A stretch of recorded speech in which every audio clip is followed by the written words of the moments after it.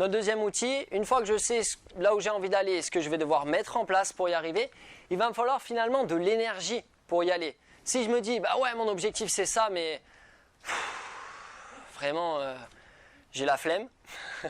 Les jeunes me disent souvent ça.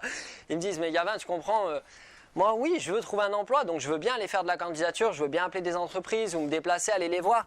Mais tu comprends, je fais pas grand chose la journée, donc du coup le soir je me mets un peu sur l'ordi ou devant la télé, du coup j'arrive pas tout de suite à m'endormir, donc je m'endors, il est 3 ou 4 heures du matin. Du coup je me lève, c'est 15 heures. Bah 15 heures, j'ai la flemme d'y aller quoi. Ça c'est une question d'énergie.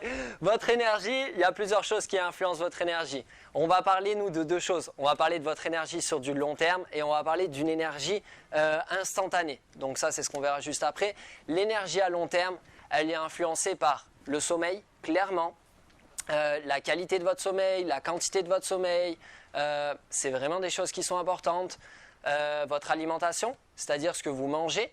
Ce que vous mangez, c'est le carburant que vous faites entrer en vous. Et si vous êtes une Formule 1 et que dans cette Formule 1, vous allez y mettre du diesel, bah, c'est peut-être un tout petit peu dommage. Elle va marcher, mais peut-être pas aussi bien que si l'alimentation lui a apporté tout ce dont elle a besoin. D'accord ?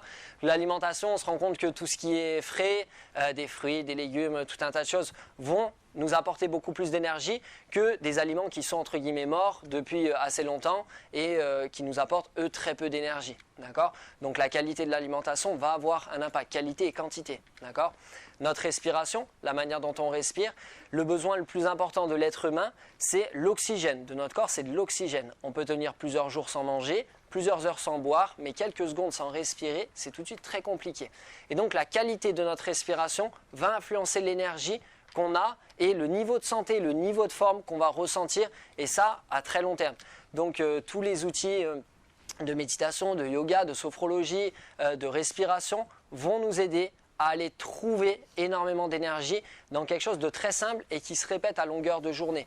On a environ 15 000 respirations par jour. Si vous respirez 15 000 fois moyennement ou 15 000 fois très bien pendant un jour, c'est bien, mais pendant un an ou 10 ans, ça fait une énorme différence dans l'énergie que vous avez au bout d'un moment. D'accord ? La posture dans laquelle vous êtes va aussi influencer. Il y a les activités que vous allez faire. Si vous faites du sport, notamment les activités agréables créent de l'énergie sur du long terme. Ça peut être du sport, ça peut être de la musique, ça peut être de la stimulation intellectuelle, ça peut être tout un tas de choses. Des activités agréables vont créer de l'énergie. Donc être dans une dynamique, on se rend compte que ça nous maintient en forme. C'est ça qui est incroyable, c'est que le repos, trop de repos à un moment donné, ça fait qu'on a moins d'énergie. C'est comme l'activité, si on fait trop d'activités, à un moment donné, on va s'épuiser. Mais l'idée, c'est de trouver cet équilibre où on va pouvoir avoir cette énergie disponible pour mettre en place les changements qui sont importants pour nous. D'accord ? Et nous, on va voir si finalement, l'énergie, on peut aussi la créer instantanément parce que l'énergie à long terme, si vous avez du changement dans votre alimentation, dans votre sommeil, dans votre respiration, dans les activités que vous faites pour que ça augmente l'énergie, c'est bien. Vous allez sûrement voir les effets au bout de quelques jours et de plus en plus au bout de quelques semaines, au bout de quelques mois. Mais nous, on va voir si simplement en quelques secondes, on peut aussi modifier notre énergie, notre état, notre niveau d'énergie. Et si ça, finalement, en le faisant plusieurs fois par jour, on va pouvoir activer très facilement notre énergie et lui permettre de grandir de plus en plus. Donc c'est un peu le test qu'on va faire grandeur nature ce soir. Donc ce que je propose pour qu'on le teste, en plus nous ça nous arrange dans la conférence, ça va nous rebooster pour la fin de la conférence, vous allez voir, c'est de voir si finalement avec 5 petites choses, on va pouvoir créer de l'énergie en moins d'1 minute.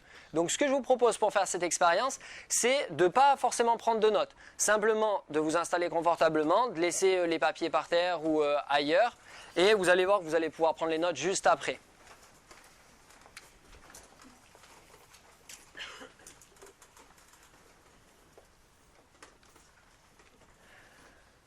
Alors, la première chose qui va influencer notre niveau d'énergie, c'est notre posture, la manière dont on se tient. La posture qui va nous apporter le plus d'énergie, c'est une posture droite, ouverte et détendue. D'accord ? Le fait d'être droit va créer de l'énergie au niveau du corps. Le fait d'être ouvert, ouvrir les épaules, ouvrir le visage, ouvrir... si par exemple je suis complètement comme ça, je vais avoir moins d'énergie que si je suis redressé, je suis ouvert et que je suis détendu. Donc une posture droite, ouverte et détendue. Une respiration lente et profonde. C'est cette respiration, le fait d'inspirer lentement et profondément, le fait d'expirer lentement et profondément. Et peut-être que rien qu'en faisant ça, vous vous rendez compte qu'il y a de plus en plus d'énergie, que ça vous apporte petit à petit de l'énergie. Une fois que vous avez votre posture, une respiration lente et profonde, en même temps qu'on le fait, vous pouvez ressentir ce qui se passe à l'intérieur de vous. Vous pouvez commencer à avoir des pensées positives, des choses qui vous sont agréables, des personnes qui vous sont agréables, des situations qui vous sont agréables et positives, des choses que vous avez envie d'entreprendre, des objectifs que vous avez, la direction dans laquelle vous voulez aller. Vraiment être focalisé sur le positif. Ce qui crée de la joie en vous, ce qui crée de l'enthousiasme. Et vous pouvez continuer à avoir ces pensées positives et en même temps, vous pouvez un tout petit peu sourire, mais un tout petit peu, très léger, pas trop, sinon ça va trop créer. Et un tout petit sourire, et ce sourire-là qui crée de l'énergie, peut-être que là vous le ressentez.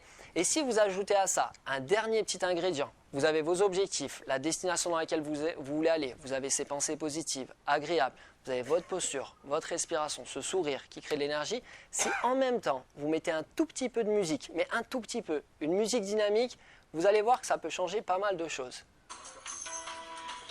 Et donc juste là, vous continuez à avoir vos objectifs, ce que vous avez envie de réaliser, ce qui vous est agréable, des activités, des personnes qui vous sont agréables. Vous avez une respiration lente, profonde, vous avez peut-être ce sourire qui grandit de plus en plus. Peut-être que là, tout d'un coup, vous avez plus d'énergie qu'il y a une minute. Et peut-être que si vous étiez tout seul, vous vous lèveriez, vous taperiez dans les mains, vous vous mettriez à danser et que vous auriez de plus en plus d'énergie. Ça, c'est ce que je fais tout le temps avant les conférences, c'est ce que je fais quand j'ai trop travaillé. C'est 5 toutes petites choses qui peuvent créer de l'énergie très rapidement. Et plus vous le faites, plus vous avez accès à de l'énergie facilement et rapidement. Donc nos 5 étapes, s'il y en a qui veulent prendre des notes, ça a été pour vous? Ça marche? Ça marche pas? Ouais? C'est bien, hein? Ça nous redonne le sourire. Posture droite et détendue. Votre posture influence continuellement votre niveau d'énergie. Donc là, nous, on l'a fait sur une fois, mais vous allez voir que la manière dont vous marchez, dont vous vous déplacez, dont vous vous asseyez, quand vous êtes devant un ordinateur, quand vous êtes face à votre repas, quand vous êtes dans votre douche, quand vous êtes dans votre voiture, dans les transports en commun, peu importe, votre posture influence directement votre niveau d'énergie. Votre respiration y est tout le temps reliée également. La respiration qui vous amène le plus d'énergie, c'est une respiration lente, profonde, et une respiration ventrale. C'est des choses qu'on apprend dans la méditation, dans la sophrologie, dans la relaxation. C'est ce qui vous apporte un maximum d'oxygène, sachant que l'oxygène est le besoin le plus important de votre corps pour pouvoir fonctionner. Des pensées positives, des pensées agréables vont créer de l'énergie. Elles vont créer souvent une émotion d'enthousiasme ou de joie ou de contentement, des choses qui vont booster tout de suite l'énergie que vous pouvez utiliser. Le sourire.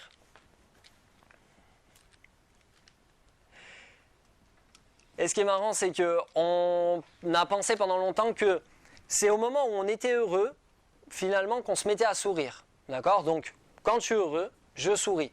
Les neuroscientifiques sont intéressés à cette question et sont aperçus que ça marche dans les deux sens. Le bonheur crée le sourire et le sourire crée aussi le bonheur.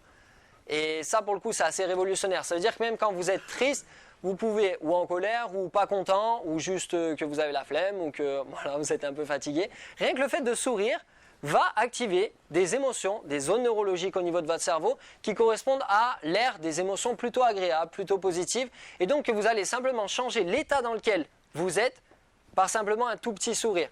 Si en plus, il ne faut pas trop pousser, mais si en plus vous vous mettez face à une glace et que vous regardez sourire, je peux vous promettre que 20 secondes après, du coup, le prolongement du sourire, c'est le rire, et le rire crée énormément d'énergie. Et donc il y a aujourd'hui le yoga du rire, il y a des pratiques, la rigologie, je crois qu'on appelle ça, la thérapie par le rire.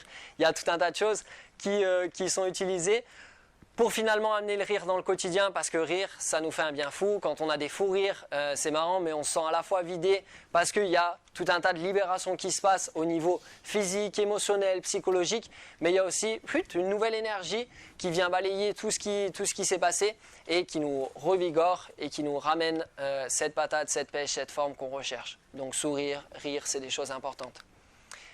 Et pourquoi pas de la musique si ça vous aide, de la musique ou des ressources qui vont à un moment donné vous dynamiser. Ça peut être l'environnement dans lequel vous vivez également, les relations que vous avez, ça peut être tout un tas de choses.